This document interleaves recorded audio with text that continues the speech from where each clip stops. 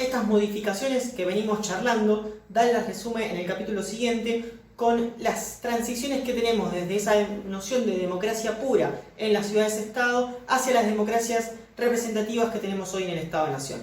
Y ahí es muy esquemático, así que les recomiendo que vean esto con el texto al lado. Lo que nos menciona es, básicamente hay 8 grandes transformaciones desde las ciudades-estado hacia los estados-nación. La primera idea es la idea de representación. La primera gran transformación es esta. Bueno, en las democracias griegas, en las democracias atenienses, la idea de representación era impensable, era imposible.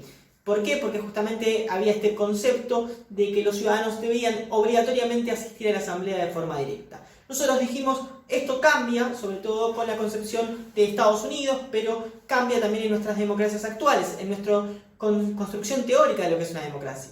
En las democracias actuales hablamos de democracias representativas. Y la idea de democracia representativa lo que nos trae como elemento positivo es que la democracia se vaya extendiendo en un montón de países del mundo. Hoy, en países pequeños hasta países súper multitudinarios como es la India, por ejemplo, podemos pensar en la existencia de un régimen democrático gracias a justamente este condimento que le sumamos al concepto puro de democracia, que es la idea de representación. Aydal también nos hace una excepción. Acuérdense esto que mencionábamos, porque algunos podrían decirnos, bueno, pero no en todo el mundo, no toda la población puede votar, o no en todas las democracias, de por sí, todos podían elegir a sus representantes. Bueno, justamente lo que va sucediendo a lo largo de la implementación de la democracia es la inclusión de distintos sectores sociales que antes estaban marginados, como por ejemplo las mujeres, como por ejemplo la comunidad afroamericana en Estados Unidos. Pero la idea de representación es algo que se impone como uno de los valores fundamentales de la democracia. Un segundo elemento que mencionábamos, o una segunda característica de esta transición de los ciudades-estados a los estados-nación, es la extensión ilimitada. Con la idea de representación, y esto que mencionábamos antes con el caso indio, a partir de traer la idea de representación, ya no hay territorio ni población tan grande que pueda impedir la llegada a la democracia. La democracia puede ser tanto en países muy pequeños como en territorios muy vastos, y todo el mundo en definitiva puede llegar a perseguir los valores de la democracia. Sin embargo, un tercer elemento que tenemos que mencionar es esto que hablábamos con los griegos, y que los griegos le temían. Bueno, si la extensión es limitada, si llega a grandes poblaciones, lo que tenemos es que además ya las sociedades que componen los regímenes democráticos pueden ser muy diferentes entre sí, puede haber un gran nivel de diversidad, puede haber distintas clases sociales, puede haber distintas ideas religiosas, pueden haber algunos a favor del aborto y algunos en contra, por ejemplo. Sin embargo, todos conviven entre sí. Y justamente la diversidad y la diferencia ahora es un rasgo normal de la democracia, es un rasgo incluso esperado de la democracia, es un rasgo lógico, producto de la expansión que tiene el régimen democrático, la expansión en cuanto a población y en cuanto a territorio. Nuestras sociedades, en definitiva, son sociedades entonces heterogéneas y no sociedades homogéneas como eran los griegos. Y esta concepción de ser sociedades heterogéneas justamente cambia con la idea de representación y con la idea de expansión de la democracia. A la vez, si somos diferentes, probablemente nos peleemos, y es lógico también. La idea de nuestras democracias, de ser democracias diversas, amplias, plurales, también llevan a que tengamos conflictos, y entender que esos conflictos, hasta algún punto, sean normales y esperables en un régimen democrático. Que nos peleemos, pero que podamos tener un espacio de solución de esos conflictos, de encuentro frente a divisiones o frente a posturas diferentes ante distintas problemáticas que nos interesan en la vida cotidiana. Un cuarto elemento es el límite a la participación efectiva en nuestros regímenes democráticos. Muchos se podrán quejar y decir, bueno, pero en nuestras democracias ya no podemos participar de forma directa. En la democracia griega era mucho mejor, porque en la democracia griega todos los ciudadanos tenían voz y voto y podían expresarse de forma directa. Y es verdad, indefectiblemente en nuestras democracias, y cuanto más extensas se hacen y cuanta más población hay, nuestra participación es indefectiblemente menor. Ya no podemos reunirnos en asamblea todos los días, no podemos encontrarnos en la asamblea, participar y votar sobre todos los proyectos de ley, sino que hay un grupo reducido de población que lo hace, básicamente los representantes, los políticos profesionales. Si bien frente a los límites de la participación efectiva en la asamblea, en la toma de decisiones cotidianas que tiene un gobierno, o un régimen democrático en su totalidad, lo que ganamos son derechos. Derechos que nos aseguran justamente preservar estas libertades individuales, este poder que nos da la democracia. ¿Derechos a qué? Básicamente 3 grandes derechos, o 2 grandes derechos. La libertad de expresión, ya sea en los medios de comunicación o a partir, por ejemplo, de movilizaciones, en rechazo a medidas que pueden surgir de nuestros representantes o que pueden surgir en la propia sociedad. O también podemos pensar en los derechos a formar partidos políticos, a ser electos representantes incluso, ¿no? Estos serie de derechos individuales que nos mantienen vivos en un régimen democrático, preservando ese concepto de gobierno del pueblo que tenían los atenienses. Frente a una sociedad más compleja, más diversa, lo que nos permiten estos derechos además es mantener nuestra individualidad, nuestra voz y nuestro voto, evitar este temor que tenían los republicanos aristocráticos que haya una imposición de las mayorías, permitir que las sociedades sean a la vez más diversas y preservando la individualidad de cada una de esas personas que componen esas sociedades que son muy diferentes entre sí. Y un octavo cambio, y el más importante de todos, es el pasaje de la democracia a la poliarquía. Y acá esto es muy importante, es el concepto central de Robert Dahl. Nosotros no vivimos en democracias, por lo menos en términos del concepto puro que traían los atenienses. Nosotros hoy vivimos en poliarquías. ¿Qué son las poliarquías? Bueno, podríamos resumirlo en democracias representativas, pero Robert Dahl nos dice: las poliarquías son un conjunto de instituciones políticas que caracterizan a los regímenes democráticos de la actualidad. La primera institución de la poliarquía son los funcionarios electos. ¿Qué significa esto? Que en un régimen poliárquico o democrático de la actualidad, la gran mayoría de los funcionarios, de las personas que llevan adelante las tareas cotidianas de gobierno, de creación de leyes, son electas por el voto popular y no son impuestas de forma autoritaria o por fuera de la voluntad de la mayoría de la población. La segunda institución son las elecciones libres e imparciales. Para que un régimen sea considerado poliárquico, debe tener la institución de elecciones libres e imparciales. Las elecciones deben darse en libertad, con, por ejemplo, muchos partidos políticos, e imparciales.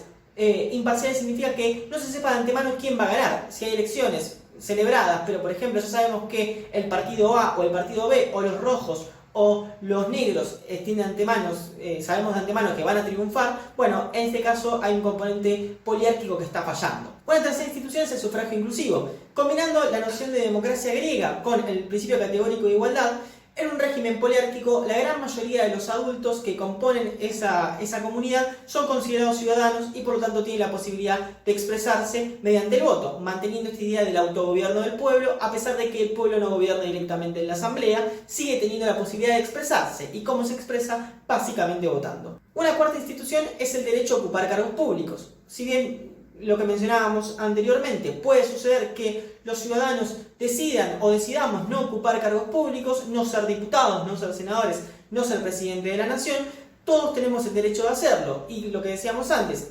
prácticamente no hay requisitos. Los únicos requisitos son requisitos de edad. Una quinta institución propia de la poliarquía es la libertad de expresión. Libertad de expresión en cuanto a que, expresarnos, opinar sin el riesgo de sufrir castigos severos, sin riesgo de que nos maten, nos persigan o nos torturen, por ejemplo, sobre lo que se nos plazca. ¿Qué puede ser que es lo que se nos plazca? Bueno, sobre el régimen político podemos cuestionar la propia democracia, porque la democracia nos permite eso, ¿no? Nos permite de alguna forma expresarnos libremente sobre lo que querramos, eso incluye el propio régimen, sobre cómo le está yendo el gobierno. En un régimen democrático podemos decir, por ejemplo, que no estamos de acuerdo con el gobierno o que rechazamos a la figura, o al presidente o a tales diputados, y sin embargo no deberíamos sufrir ningún castigo por ello. Podríamos cuestionar también los direccionamientos de la economía, podríamos cuestionar lo que se les ocurra, ¿no? Desde la religión hasta leyes establecidas.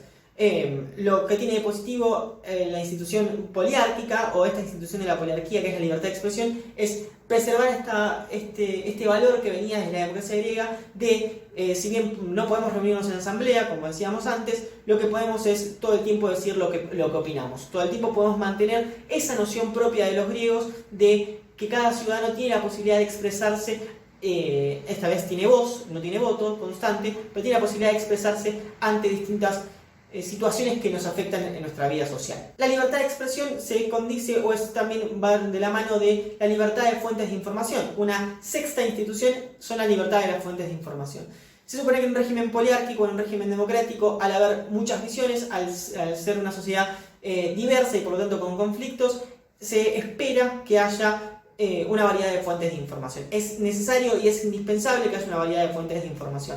Que no tengamos una sola campana, por ejemplo, ¿no? Que esta frase común, sino que entendiendo de que la sociedad es diversa, que la sociedad tiene distintas partes, que esas partes no siempre van a estar de acuerdo entre sí, poder tener distintos medios para informarnos. En términos prácticos es, por ejemplo, que haya diarios o que haya canales de televisión con líneas editoriales diferentes. En un régimen poliárquico está bien y es lógico y es esperable que haya, por ejemplo, diarios que estén más a favor del gobierno y diarios que estén más en contra, o canales de televisión, o que algunos sean más de centro izquierda y otros más de centro derecha, o que tengan líneas editoriales diferentes. Bueno, ¿por qué? Porque la idea es informarnos con las distintas partes que componen la sociedad. Sabiendo que la sociedad no es homogénea, es esperable que eso también repercuta en los medios de comunicación. Si hay una única fuente de información, o solamente prendemos la tele o abrimos los diarios y tenemos una sola forma de ilustrarnos, de informarnos de lo que está sucediendo en la realidad, bueno, ahí hay un componente de la poliarquía que está fallando. Una última institución es la autonomía asociativa.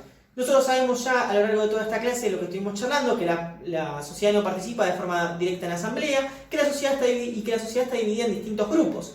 Esos distintos grupos generalmente toman algunos nombres. Esos nombres pueden ser partidos políticos, sindicatos, uniones empresariales, distintas formas de organización que tiene la comunidad, o movimientos sociales, ¿no? También otra alternativa. Lo que plantea esta séptima institución de la poliarquía es que esas asociaciones que se forman, ya sean partidos, ya sean sindicatos, ya sean movimientos sociales u otras alternativas, tienen que ser autónomas entre sí y autónomas del gobierno. ¿Qué significa esto? Que por ejemplo en un régimen puede haber distintos partidos políticos y que algunos sean diferentes entre sí, que propongan ideas diferentes, que algunos sean oficialistas y otros sean opositores. Es algo que es indefectiblemente tiene que estar presente en un régimen poliárquico.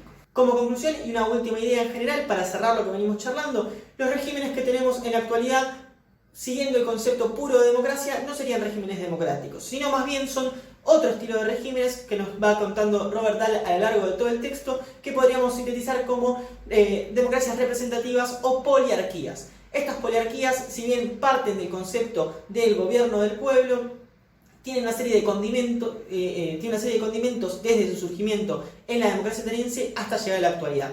Básicamente, esta idea de democracia fue mutando a partir de tres grandes valores: el principio categórico de igualdad, la idea de representación y la idea de república, hasta llegar hasta nuestras poliarquías. Nuestras poliarquías podemos identificarlas con estas 7 instituciones políticas que están presentes en todo régimen democrático, y lo que nos dice Dahl es indispensable que estén todas y cada una de estas 7 instituciones para considerar un régimen como democrático. En caso de no estar alguna de ellas, tendríamos un inconveniente. ¿Por qué? Porque ese régimen hubiese perdido la democracia, hubiese perdido su carácter democrático. Como conclusión, me parece interesante destacar una última idea que dice Dahl hacia el final del texto.